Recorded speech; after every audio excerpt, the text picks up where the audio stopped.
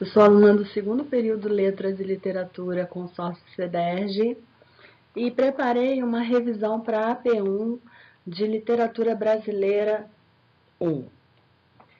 Então, inicialmente, a gente encontra os dois conceitos, o de História da Literatura e o outro, Historiografia da Literatura.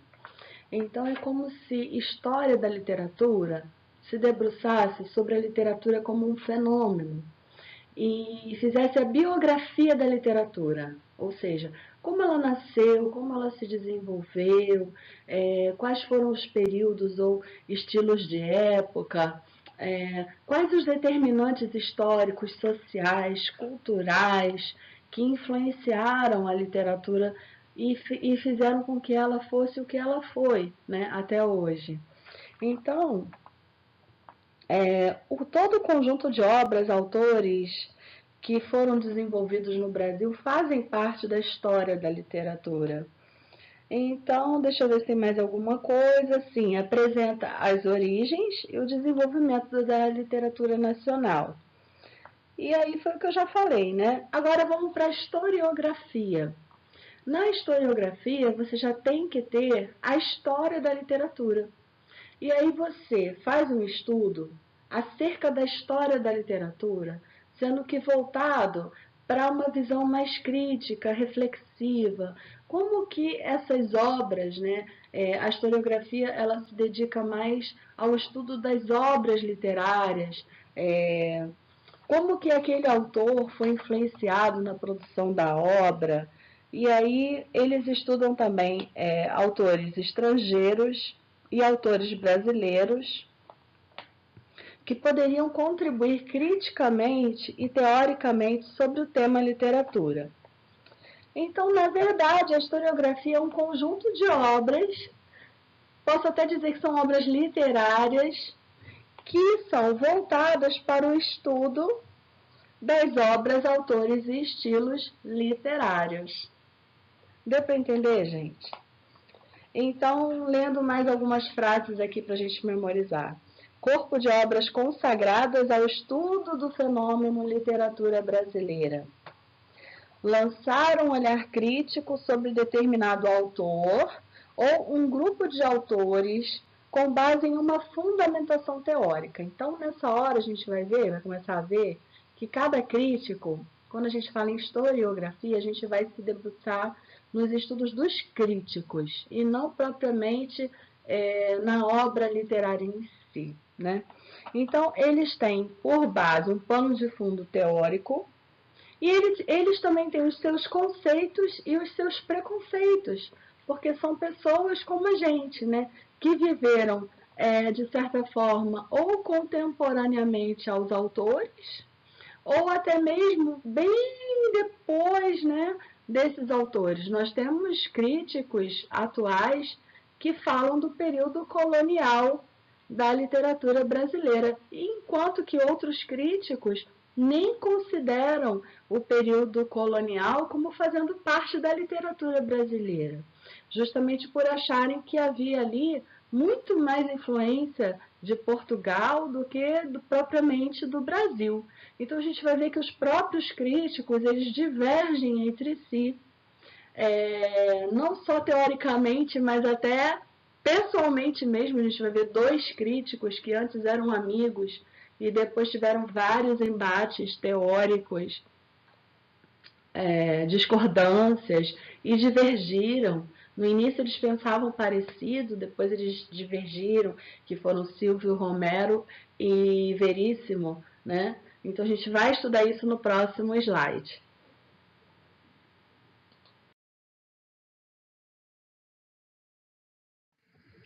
Eu não vou me preocupar aqui nesse instante com a ordem de surgimento dos críticos, ok? Eu vou me ater aqui a cada crítico em particular. Então, vamos falar um pouquinho de Antônio Cândido. E aí, nas questões, nos exercícios, na apostila, o que eu encontrei e fiz um resumo, né? Ele contribuiu com maestria para um novo tipo de abordagem dos estudos historiográficos.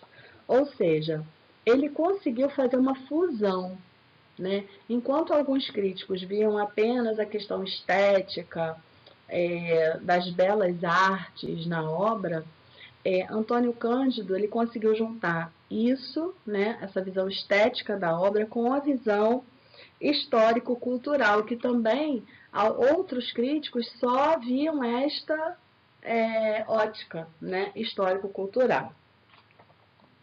Então, ele faz um mapeamento historiográfico que inicia no século XVII, com o arcadismo, e não no século XVI, que seria o quinhentismo.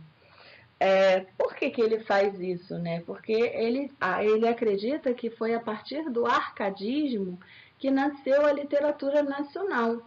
E que antes, como eu falei no slide anterior, o que determinava a produção literária no Brasil era a influência lusitana e estrangeira, né? Além de Portugal, Inglaterra, etc.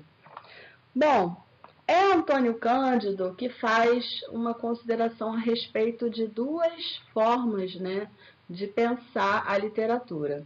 Então, primeiramente, ele fala de manifestações literárias, que seriam aquelas manifestações, produções literárias que não tinham intencionalidade de produzir uma obra literária. Então eram escritos, né? A gente tem aí Gregório de Matos, que foi um poeta até usado como exemplo na crítica de Antônio Cândido, onde ele escrevia à mão os seus poemas, né? Os seus textos, e ele mesmo era copista, ele reproduzia os próprios textos. Só mais tarde é que houve um resgate disso e a compilação desse material de forma a se tornar, vamos dizer assim, um objeto de estudo. Então, é considerado como uma manifestação literária, porque não havia circulação de obras entre autores e nenhuma relação desses autores e obras com seus leitores. E a partir, né, do arcadismo é que Antônio Cândido situa o sistema literário como sendo algo orgânico. Tem que ter o autor, tem que ter a obra, tem que ter o leitor e tem que ter a circulação social destas obras. Então, para reforçar mais um pouquinho, né? As manifestações literárias não se tem notícia de circulação social, os autores e obras eram dispersos, não havia intencionalidade na produção da obra. Já no sistema literário, havia esse funcionamento orgânico que eu já expliquei, né? Então, Antônio Cândido, em sua obra, ele se fixa em dois períodos da historiografia da literatura, que são o arcadismo e o romantismo. E aí ele estabelece as relações entre sociedade influenciando a literatura e a literatura influenciando a sociedade. Ele faz uma análise social, né, da influência da sociedade ali, dos acontecimentos, sobre a literatura. Isso, essa análise social, então, é o ponto de partida para compreender as obras e as relações entre autor e leitor. Bom, os autores que ele destaca são os seguintes. No arcadismo, ele destaca Cláudio Manuel da Costa e Tomás Antônio Gonzaga. Já no romantismo, ele estuda Gonçalves Dias e José de Alencar. Vamos continuar depois, eu vou voltar um pouquinho ao Antônio Cândido, tá bom? Mas vamos continuar aí nesse estudo mais historiográfico da literatura, no próximo slide. Vamos falar então do surgimento, né, vamos dizer assim, desse cânone literário que se deu ao longo do século XIX. Então a gente precisa fazer uma análise sócio-histórica, cultural, quiçá espiritual do século XIX. Então, o Brasil se emancipou de Portugal em 1822. Esse acontecimento, vamos dizer assim, foi relacionado na literatura ao impulso dado ao surgimento do romantismo, Porque o romantismo tinha como uma das suas vertentes a consolidação de uma identidade nacional. Então, o que o romantismo buscava retratar nas obras? Cenas urbanas e também diversas paisagens regionais de norte a sul do Brasil. Isso em todas as gerações do romantismo, isso esteve presente.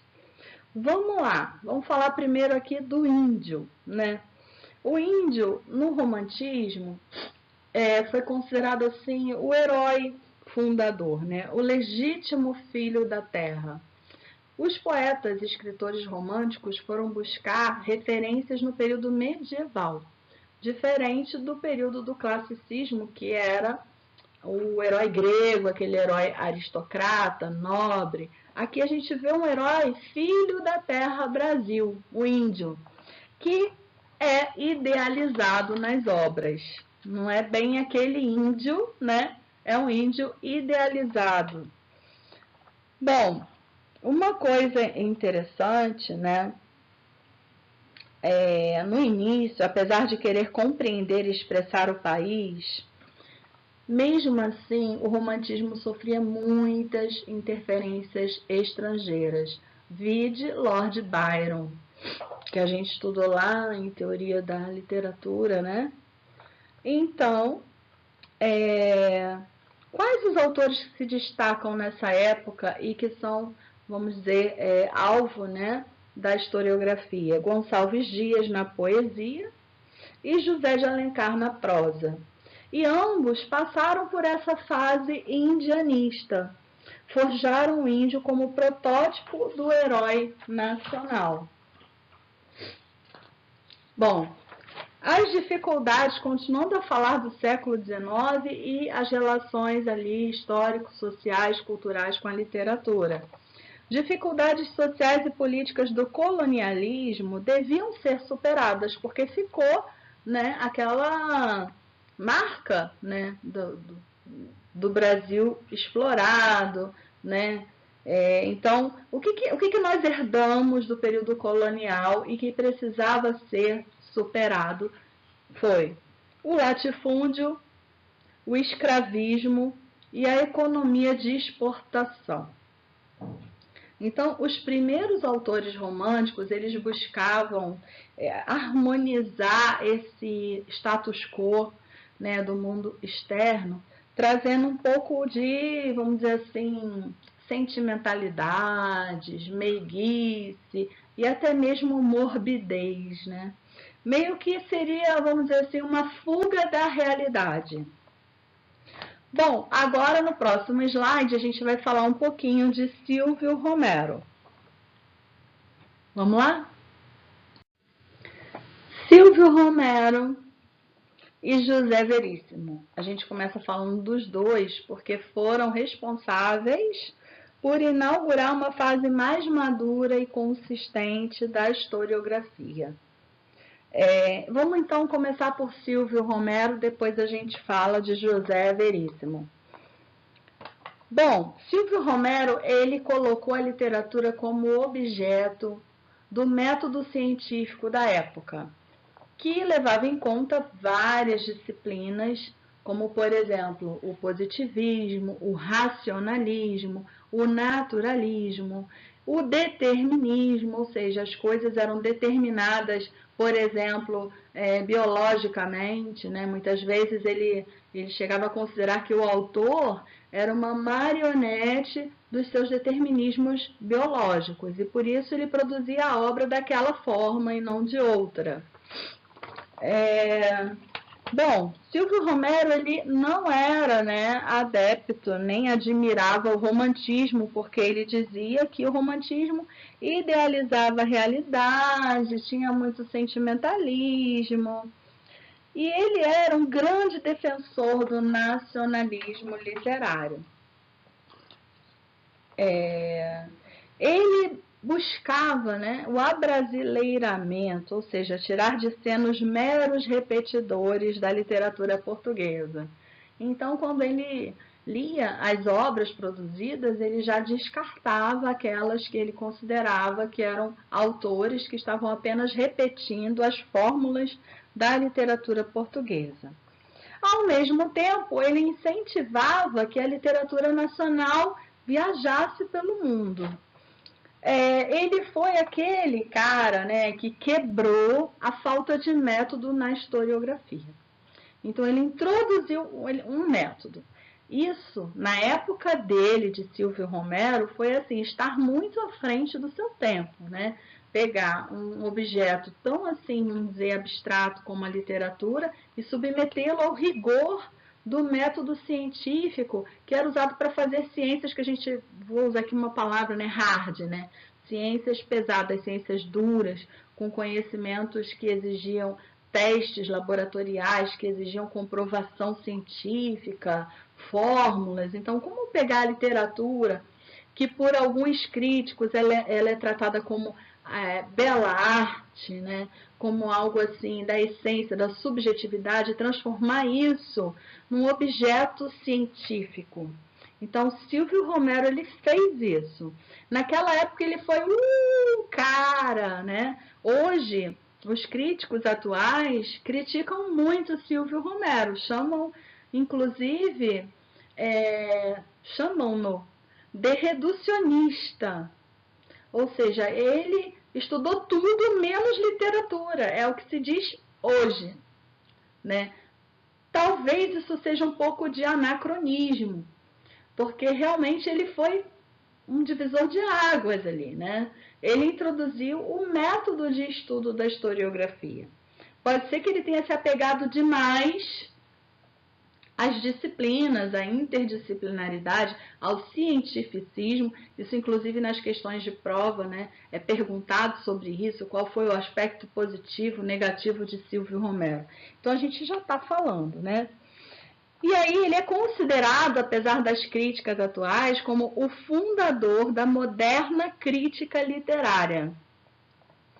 Agora, o ponto negativo foi o que a gente já falou, né? Esse cientificismo todo, inclusive o apego a certas teorias que hoje já não são mais consideradas como verdade, né? Isso, hoje, ele é chamado de até um retrocesso literário. Caramba!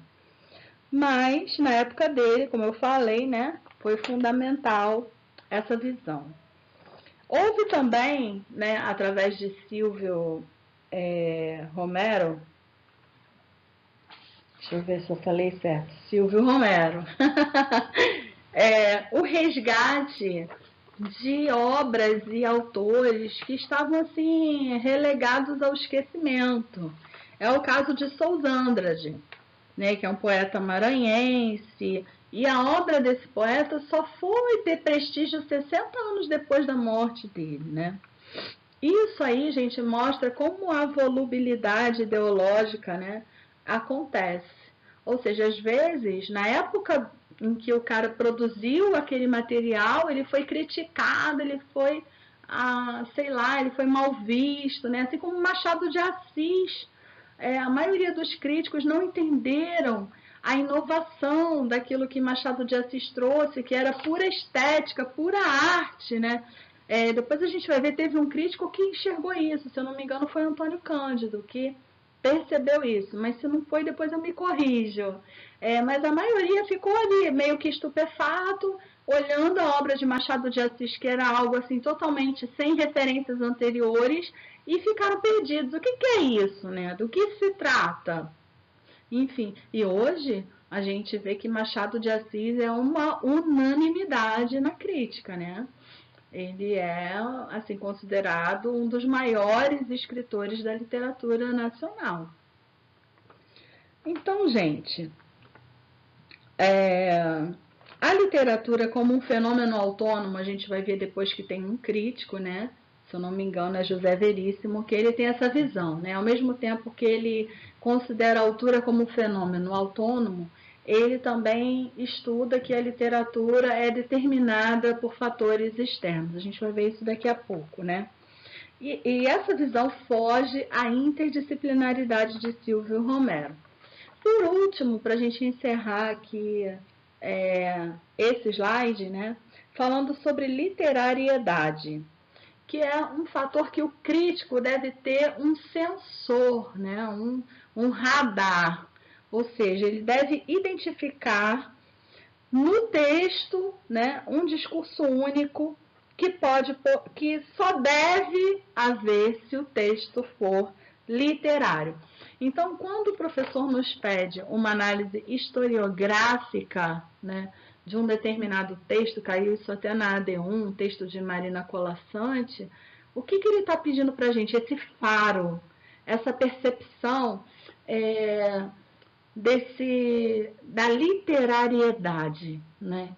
Que é aquilo que faz com que o texto seja único. Depois eu vou falar de um exercício que caiu, né, na apostila sobre isso, tá? Mais à frente. Então, no próximo slide, a gente vai falar um pouquinho mais de Silvio Romero. Como se a gente pudesse fazer isso, né? Mas aqui é o que é considerado na nossa apostila como erros de Silvio Romero. Primeiramente, ele desconsidera a essência literária, que é essa literariedade que eu falei no slide anterior, que torna o texto único, né? E é quase que uma digital, uma assinatura do autor. Isso é interessante. Bom, para Silvio Romero, só valia aquilo que tivesse reverberação sociológica e histórica. Ele trata de tudo, menos de literatura, foi a crítica que eu fiz, né, anteriormente. Isso faz com que ele ganhe fama de ser uma pessoa que faz muita generalização, né? Então, ele, como eu já falei ali, né, ele tem ao mesmo tempo um método rico e um método pobre. Por que rico? Porque ele tem uma multiplicidade de perspectivas, que são as várias disciplinas que ele utiliza ali do século XIX. E método pobre por quê? Ele tem um baixo alcance interpretativo da história e da própria literatura. Bom, então, gente, o meio em que as pessoas vivem, mais a história, mais a raça do indivíduo, seriam os determinantes da literatura produzida em um país, de acordo com Silvio Romero. Então, ele fecha nesses três principais determinantes. É por isso que a gente chama de determinismo. Então, é aquilo que eu disse, né? O autor, ele fica preso a isso. Ele só escreve daquele jeito porque ele nasceu naquele meio, porque ele tem aquela história de vida e porque a história do local também está daquela forma e porque ele faz parte de uma raça. Então, isso aí é a marca do autor. Para Silvio Romero. Bom, aqui também é interessante que ele utiliza o termo barroco, né? Ele resgata esse termo barroco quando ele se refere à literatura do século XVII. Agora, um outro erro que é considerado, que é atribuído a ele, é que ele tinha um amigo poeta chamado Tobias Barreto, que era assim, né? Muito, muito amigo. E aí ele faz uma homenagem, ele coloca esse amigo num pedestal e diz que esse amigo, Tobias Barreto, foi o poeta assim, de maior magnitude na literatura nacional. Hoje em dia, Tobias Barreto nem é assim considerado importante no cânone literário nacional. Então isso é visto como uma parcialidade, ou seja, ele puxou a brasa para a sardinha dele, né? Ele é abominado pela crítica atual, que o considera reducionista e diz que ele não faz análise literária, né? Que ele tem ideias ambíguas, que ele ficou muito apegado ao método, mas, ao mesmo tempo que ele reforçava o nacionalismo, ele também dizia que o nacionalismo não podia ficar fechado em si mesmo. Então, ele defendia um nacionalismo que valorizasse a língua, o povo, porém dialogando com influências externas sem submeter-se a elas. Isso aí é um pouco ambíguo, né? Essa ideia de você, então vamos ser nacionalistas, mas também vamos dialogar com o estrangeirismo e vamos ver como é que essa produção literária estrangeira, né, pode influenciar, porém não vamos nos submeter a ela. Isso é complicado, né, gente? Então, encerro aqui o que, né, eu resumi a respeito desse crítico e vamos iniciar no próximo slide o nosso debate sobre José Veríssimo. José Veríssimo. Quando eu comecei a falar de Silvio Romero, eu falei dos dois ao mesmo tempo, porque eles inicialmente pensavam da mesma forma, praticavam o mesmo método, mas ao longo do trabalho de José Veríssimo, ele foi se distanciando, vamos dizer assim, fazendo uma individuação de si mesmo, né? Ô, redundância. Bom, vamos ver aqui o contexto, né? Era o iluminismo, a perspectiva racionalista na cultura ocidental. E muitas vezes, gente, isso era tão levado ao pé da letra que essa visão racionalista demais, né, podia levar até a segregação. Por quê? Quando você usa muito o racionalismo, você ou é sim ou é não. Não existe talvez. Então, não é possível dialética. Mas a gente não pode tirar a dialética das relações humanas, porque senão a gente corre o risco de ser conduzido ao totalitarismo, que é aquela imposição de determinadas condutas, normas e maneiras de agir, né, voltadas a um racionalismo de quem é dominante no momento. Então, a dialética, ela nos salva, porque ela abre o campo para contradição, que é a característica principal de ser humano. Nós somos contraditórios. Então, o sim e o não existem ao mesmo tempo em todos nós. E tudo é passível de contextualização e de interpretação. Pegando daí, é que a gente vai falar de José Veríssimo. Então, ele considera, sim, né, a força do meio cultural que incide sobre a psicologia do autor. É claro, né, gente? Não tem como, assim, a gente não está num planeta distante quando a gente escreve, né? Por maior que seja a ficção da obra, a gente viu em teoria da literatura que nós vamos ter sempre referenciais externos que são do nosso meio, do nosso mundo, do momento em que a gente vive. Não tem como escapar da realidade, do contexto sócio-histórico de vida do autor. Tudo bem. Bom, aí as características desse crítico, né? Ele tinha uma análise segmentada. O que é isso? Primeiro ele ia lá no autor, peraí, deixa eu estudar a vida desse autor, né? Ele nasceu, aonde, ele teve quantos irmãos, ele se formou em quê? Aí ele ia para o contexto histórico da vida desse autor, né? Como é que estava o local onde ele vivia, etc. Para, por último, ele fazer a análise crítica da obra desse autor. Ele tinha também um apego ao nacionalismo que veio lá do romantismo, né, gente? Nasceu lá. Aliás, no arcadismo já tinha um pouco de nacionalismo, com as paisagens, né, regionais. Então, ele tem um pensamento dúbio. Lembra que eu falei para vocês que havia um crítico que pensava assim, ó, que a literatura ao mesmo tempo ela é autônoma, né? Como é que a literatura pode ser autônoma e ao mesmo tempo ela ser produto de movimentos históricos, do meio natural e do ambiente social do autor? Então, isso caracteriza um antagonismo na obra de José Veríssimo e ele é criticado por isso. Conforme eu já disse, na sua primeira fase produtiva, ele foi ali discípulo de Silvio Romero. Na segunda fase, ele meio que, vamos dizer assim, se corrige, né? Por quê? Porque ele tratava, né, as obras com um olhar preconceituoso, até mesmo racista. E na segunda fase dele, ele pede até desculpas pela forma como ele tratou os negros, por exemplo, né, nas obras literárias.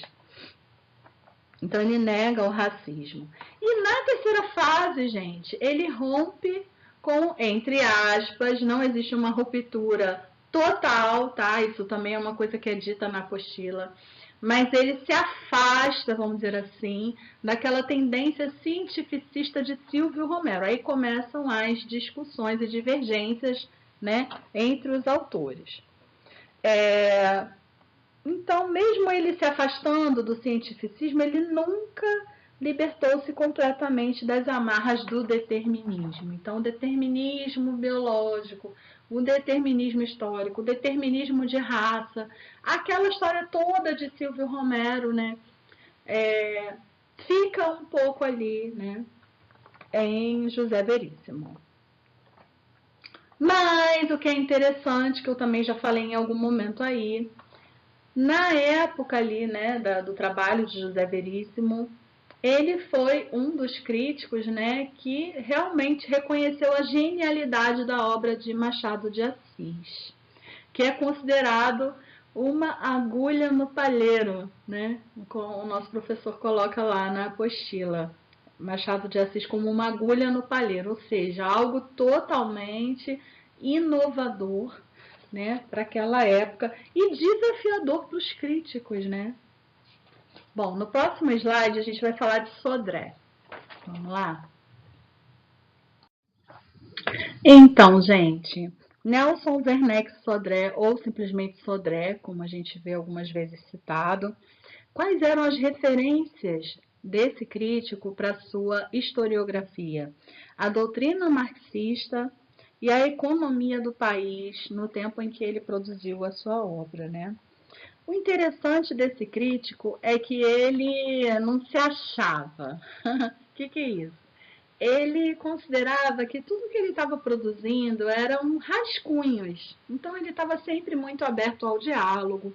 Tanto que a obra dele, né, a primeira obra dele, teve 10 edições. Né? Ele foi acrescentando, foi mudando coisas, de acordo com a análise de outros críticos, com as considerações dos leitores, enfim, com o próprio amadurecimento da visão dele, né?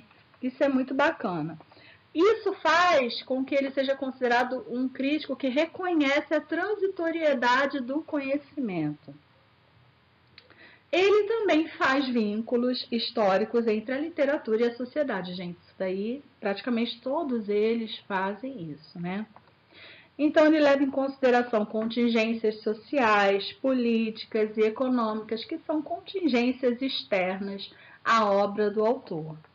A literatura só pode ser considerada nacional a partir do modernismo. Então, diferentemente de Antônio Cândido, que coloca ali, né, no arcadismo o nascimento da literatura nacional, Sodré ele pontua, né, como um marco do nascimento da literatura, vamos dizer assim, nacional estrita, o modernismo. Por que ele faz isso? Quais os motivos, né, que o levaram a fazer esse tipo de associação? Primeiro, modernismo, século XX. Século XX a gente já pode ser o quê, gente? Mais original, mais criativo, né? Então, as obras, na sua essência estética, estilística, podem ser assim mais livres, né? O autor tem maior liberdade para ser mais original. E os fatores sociais e históricos extrínsecos, né? Culturais. Bom, só que aí, qual foi o erro, né? Quando o professor pergunta para a gente assim, pontos positivos e negativos dos críticos, né? É considerado assim como um ponto negativo de Sodré que ele vai contra aquela visão, né, do historicismo literário. Porém, as obras de Sodré, elas são divididas em eras literárias. Então, ele também, um pouco assim diferente de outros críticos, apesar dele ter marcado ali como início da literatura nacional o modernismo, ele consegue encontrar lá no colonialismo, né, naquelas primeiras produções dos autores, no período colonial brasileiro, ele consegue encontrar alguma coisa diferente das referências de Portugal. Então, ele tem esse olhar, vamos dizer assim, microscópico, né, sobre aquele período e pinça dali algumas questões que ele diz que, olha, isso aqui é só nacionalidade mesmo, não é influência lusitana, isso aí. Vamos para os próximos slides, onde eu vou tecer alguns comentários de questões de prova, tanto de ADs como de APs, que a gente encontra nos links, né, que a gente usa para buscar, para poder fazer revisão. Bom, gente, agora vamos para as questões de provas, né? Não que eu já não tenha falado de algumas questões, tá? Como, por exemplo, a questão que pergunta, né? Aspectos positivos e negativos dos críticos, a diferença entre história da literatura e historiografia, e por aí vai. Mas agora eu vou entrar propriamente assim, em algumas questões. Então, tem uma que é assim, ó. Qual a avaliação que José Veríssimo faz da obra do poeta Gregório de Matos? A gente já viu que Antônio Cândido considera a obra de Gregório de Matos como uma manifestação literária, não como um sistema literário, porque não havia, né, aquela circulação social, aquela interação de autores com leitores e tudo mais. Porém, José Veríssimo, ele pensa diferente, ele coloca Gregório de Matos num pedestal, né?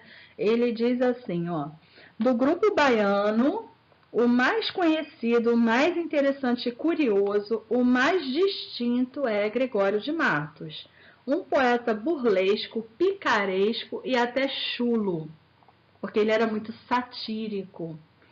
Sua importância literária é vista por lances interessantíssimos à história dos nossos costumes e da sociedade do seu tempo. Então, José Veríssimo considerava que Gregório de Matos foi, assim, o construtor de uma obra relevante para a sua época, né? Isso não é compartilhado, né, atualmente pelos críticos. Inclusive, José Veríssimo, ele até critica a parte séria da obra de Gregório de Matos, que hoje é considerada até boa. Então, para vocês, para a gente poder pensar naquela questão da volubilidade, né, do gosto literário. Enfim, vamos lá. Depois tem uma outra questão que é colocada da seguinte forma: em que momento Nelson Werneck Sodré aponta que a literatura brasileira ganhou definitiva autenticidade? E quais os motivos para esta conquista? Eu já respondi, então eu vou ser bem sucinta aqui. Ele considera o modernismo como o início, né, da literatura nacional, e os motivos são que agora, no século XX, né, agora que eu digo é lá na época, né, gente, de Sodré, poderia haver maior originalidade, havia um combate aos movimentos coloniais, aos elementos coloniais. Então, assim, se você colocasse um elemento colonial, né, numa obra, aquilo era visto com maus olhos, né? Vamos lá. A economia se transforma, a sociedade se modifica, a classe dos senhores de terras começa a se modificar, né? Porque a economia está mudando, a gente tem aí a ascensão do capitalismo, da burguesia.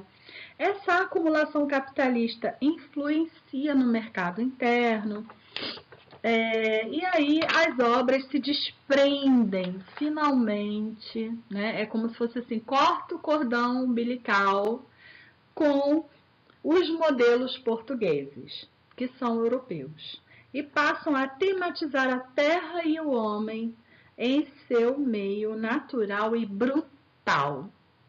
É a realidade brasileira que começa a aparecer na literatura a partir do modernismo para Sodré. Então, continuando para Sodré, deixa eu ver aqui. Isso mesmo, para Sodré. Vamos para a terceira questão desse exercício de revisão que eu baixei.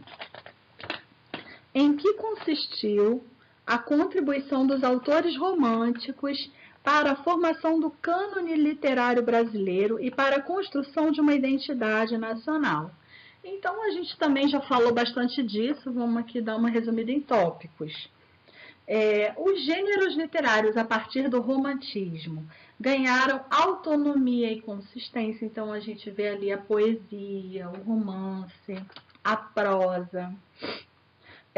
A profissão de escritor se tornou uma profissão digna, né? Era conhecido como homem das letras. No romantismo, a literatura se adaptou ao meio físico, social e histórico. Então, ela tinha o pé no chão, vamos dizer assim, ao mesmo tempo em que era uma questão muito subjetiva, né? Mas saiu um pouco do mito, né? Do classicismo. O reforço ao nacionalismo, né? Com as paisagens, conforme eu já disse, a subjetividade, você poderia escrever em primeira pessoa, isso era inédito. Aí vem os elementos que a gente já estudou, né? O indianismo, o escravagismo e, por fim, né, o que possibilitou ali a maior ascensão do romantismo foi a emancipação política de Portugal. Vamos para o próximo slide, próximas questões de provas.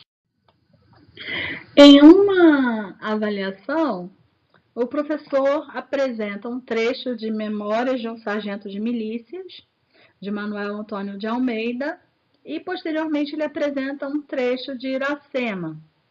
E aí ele pede o seguinte, né? Que a gente faça uma análise do que há de comum, né, nesses dois textos e, ao mesmo tempo, como que o encontro, né, cultural se dá, né? Então, vamos falar um pouquinho sobre esses dois textos.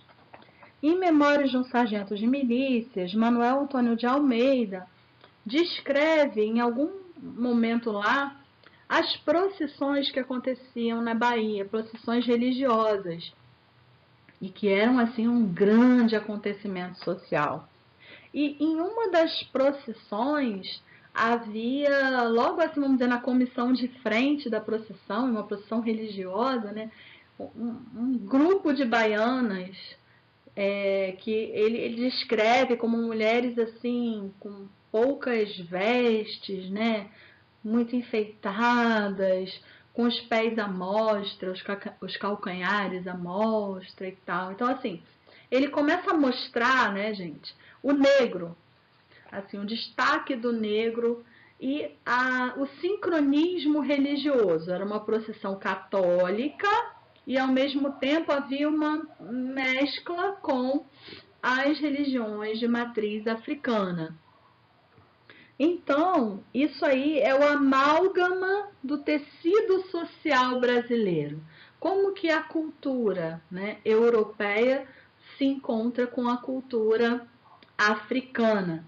E ali num contexto religioso na Bahia, que era também um evento social, né, presenciado, e assim, essa procissão especificamente dos ourives, ela era vista 5, 6 vezes pelas pessoas. As pessoas andavam de cidade em cidade para continuar assistindo a essa procissão. Já em Iracema, existe um encontro idealizado entre as culturas, porque ali você vê Iracema, junto ao pajé, recebendo o homem branco, que era um cavaleiro, né? Um guerreiro branco, e eles o recebem com todas as honras. O pajé diz a ele assim: você tem aí meus milhares de guerreiros à sua disposição. todas as mulheres, né, à sua disposição para lhe servir. Então, é um encontro idealizado, como se assim o índio tivesse recebido o homem branco com total submissão. A gente sabe que historicamente não foi bem assim, né? Mas José de Alencar, um autor romântico, né? Vamos dizer que ele inaugurou o romance no romantismo, que é a escrita em prosa, e ali ele faz uma aproximação pacífica, né, entre as culturas e tal. Agora, o que existe em comum entre esses dois autores e esses dois fragmentos dos trabalhos desses autores? A afirmação da cultura e da identidade nacional brasileira, que é uma identidade misturada, miscigenada. Ora era o europeu e o negro, ora era o europeu e o índio. Porém, um amálgama, né, do tecido social brasileiro. Vamos para outra questão. Bom, nessa questão, né, que ela se repete em várias avaliações, é colocada a interdisciplinaridade em Silvio Romero. E isso é tratado assim, né, como um aspecto, lembra, um método rico, porque tinha assim várias referências científicas para estudar a literatura e ao mesmo tempo Silvio Romero se apegava aos diferentes campos do conhecimento, abandonando o trabalho da análise literária. Então, mesmo sendo tão desejada essa interdisciplinaridade, acaba conferindo um valor negativo à obra de Silvio Romero. Numa outra questão a respeito do romantismo, é solicitado ao aluno diferenciar, né, Gonçalves Dias de Castro Alves, ambos autores do período do romantismo. E aí a principal diferença é o seguinte: Gonçalves Dias, ele se expressava muito através das paisagens tropicais, né? Quem não se lembra aí da Canção do Exílio, ou então A Minha Terra, né? E ele falava, sim, de questões sociais, como a escravidão e as desigualdades, mas ele não se engajava muito com isso. Ao passo que Castro Alves era um escritor jamais engajado, né, socialmente na luta pela redução dessas desigualdades, e ele retratava em sua obra todo o sofrimento do escravo nas viagens, né? As punições que os escravos recebiam. Então, a diferença entre os dois é que Gonçalves Dias era essencialmente romântico, enquanto que Castro Alves era romântico, porém ele fez uma aproximação do romantismo com o realismo, quando ele coloca esse olhar social, né? Ele coloca o pezinho lá na realidade e mostra assim para o mundo inteiro ver, né, que realmente havia uma questão muito grave, muito séria aqui no Brasil. Bom, a outra questão que é apresentada é a visão de José Veríssimo sobre os sermões do padre Antônio Vieira. Então, o padre Antônio Vieira não era propriamente assim um autor, né, um autor de uma produção literária, mas José Veríssimo se encanta tanto com os sermões do padre que passa a escrever sobre eles. A gente vai ver isso no próximo slide, e é uma das questões de prova que eu encontrei. Realmente, gente, o texto que aparece na avaliação é lindo, né? Um sermão do padre Antônio Vieira falando sobre sois pó e ao pó retornareis. E a forma como esse padre escreve o sermão é apaixonante. Assim. Eu compartilho do deslumbramento de José Veríssimo, né, em relação a essa obra. Então, algumas coisas que José Veríssimo viu, identificou como, lembra, literariedade no sermão, foram o seguinte: que os sermões em geral do padre Antônio Vieira eram dotados de muita vida, de muita emoção. e eram, assim, textos exemplares da língua vernácula. Sem que eles fossem, assim, ricos em preciosismos, sabe? Ele não queria falar de um jeito, assim, ininteligível, não. Mas ele usava muito de expressões latinas, o que dava ao texto um caráter de erudição. O que mais que José Veríssimo viu, e que eu também vi, ele fala, né, que o uso reiterado das interrogações. Então, enquanto o padre vai falando ali, né, introduzindo, na verdade é uma introdução ao sermão, ele toda hora faz uma pergunta aos fiéis. Quando ele faz essa pergunta, fica ali parecendo que ele também compartilha daquela dúvida. E quando ele se coloca ali como eu também tenho essa questão dentro de mim, né? E o sermão será a resposta a essa questão, ele estabelece um vínculo com quem está ouvindo, né? Ou está lendo aquele texto. Então a pessoa se sente acolhida. Poxa, eu também tenho essa dúvida que o padre tem. Opa, né? Então aí gera uma empatia. E por isso que José Veríssimo tece tantos elogios aos sermões de Padre Antônio Vieira. Vamos falar agora de outra questão, né? Antônio Cândido e a expressão momentos decisivos. Por que o mapeamento historiográfico de Antônio Cândido começa apenas no século XVII com o arcadismo? Então a gente já meio que falou isso, né? Para Antônio Cândido, antes do arcadismo, o que havia era manifestações literárias. Porque a gente já falou, mas vamos repetir, não havia aquela circulação social da obra, interação entre autor e leitor, autores e autores, ou seja, eram produções a esmo, assim, sem muita intencionalidade. E depois do arcadismo surgiam, segundo Antônio Cândido, os sistemas literários. Então, basicamente é isso, né? E esses sistemas literários não puderam ensejar, né? Desculpa, gente, essas manifestações literárias anteriores ao arcadismo não puderam ensejar um sistema literário. Não havia circulação, já falei, sendo assim. Agora, interessante, né? Para ele, antes do arcadismo, não havia uma consciência literária nacional, tá bom? Agora vamos para o próximo slide, quando nos é pedido um exemplo do determinismo em Silvio Romero. Vamos lá? Então, o texto é de Lima Barreto, intitulado A Polícia Suburbana. E aí, na minha análise, né, porque aí não tinha um gabarito, eu fui lá me aventurar a responder essa questão com base nos estudos da apostila. Quando eu faço a análise histórica, eu primeiro vou lá ver que data, né? Em que data o texto foi publicado? 1914. Ao que ele se refere?